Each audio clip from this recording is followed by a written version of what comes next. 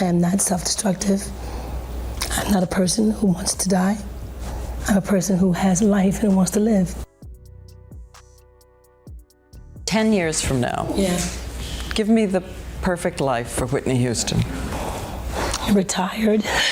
I believe that somebody killed my niece, just like they killed her mother. So, picture this. It's 2012 and Whitney's at the Beverly Hilton. She's supposed to be getting ready for the Grammys, but instead she ends up dead in a bathtub. Now, we all heard it was substances, right? But what if I told you there might be more to it? Like, way more. Enter Officer Paul, a private investigator who's been digging into Whitney's death. And let me tell you, what he's found is gonna make your head spin. Here's the deal. Paul says Whitney wasn't just battling her demons, she was in deep with some serious bad guys. We're talking owing big money to East Coast dealers. How much? Hold on to your hats, folks. 1.5 million. That's not chump change, y'all. Now here's where it gets wild. Paul says he's got video evidence showing Whitney wasn't just another overdose victim. Nah, he thinks she was straight up unalived by snow dealers coming to collect. Can you believe that? So, it's February 11th, 2012. Whitney's chilling in room 434 at the Beverly Hilton. Paul says two sketchy dudes were caught on camera heading to her room around 2:45 p.m.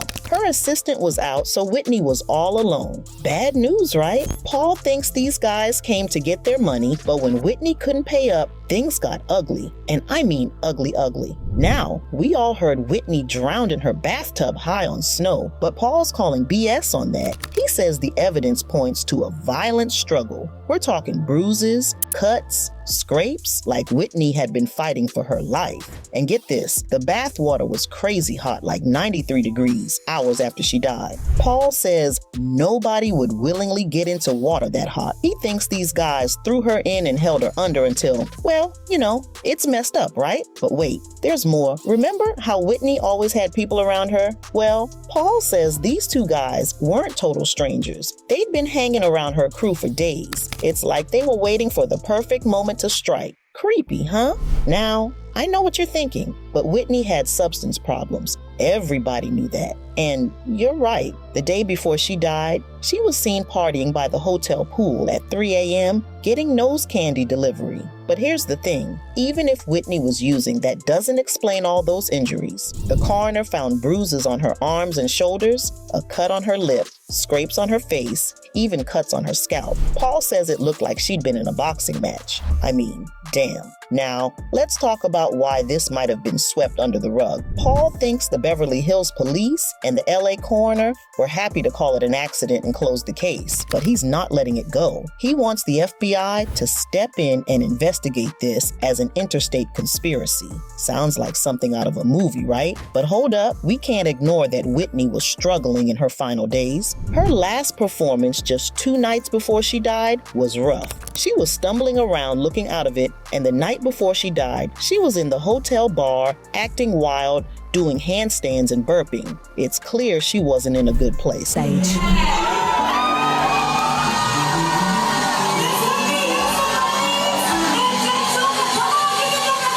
Now, here's where it gets even crazier. Some folks are pointing fingers at Clive Davis, Whitney's mentor. They're saying he might have had something to do with sending these men after her. I know, it sounds wild, but listen to this. Clive was the one paying for Whitney's hotel room. And get this, the man threw a party at the same hotel the night Whitney died. Her body was still in the building, y'all. That's cold as ice. Jaguar Wright, another artist, has been running her mouth about this. She says Whitney and Clive had a big fight just 2 days before Whitney died. And apparently, Whitney's daughter, Bobby Christina, saw some of it. That's heavy stuff, man. She's dead.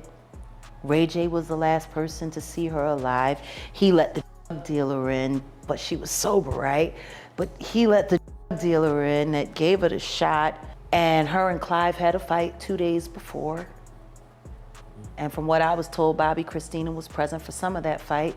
And then the next thing you know, she's dead. Ray J was the last person to see her alive. He let the drug dealer in, but she was sober, right? But he let the drug dealer in that gave her the shot. Leola has said, Leola Brown, Bobby Brown's sister, has said on several occasions that she was beaten They saw her body. She didn't just die in a tub, like she was beat up. Oh, wow. And Brandy was the one that found her. But you know, they pledge allegiance to Clive too. Jeez.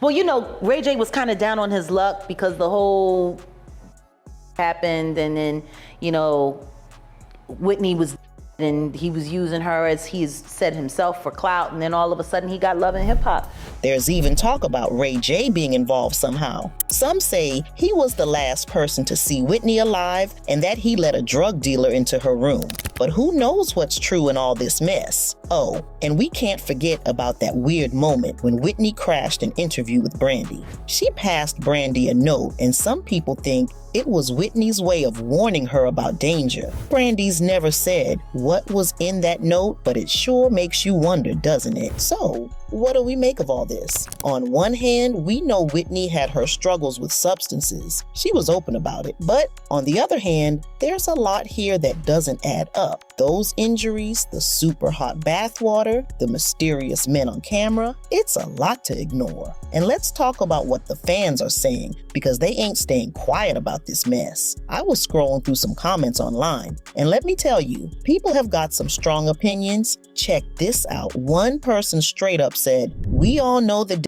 Whitney and her daughter is suspicious." Damn, right? They're not just talking about Whitney, but bringing her daughter into it too. That's some heavy stuff. Another fan wasn't pulling any punches. They wrote, "Of course she was murdered.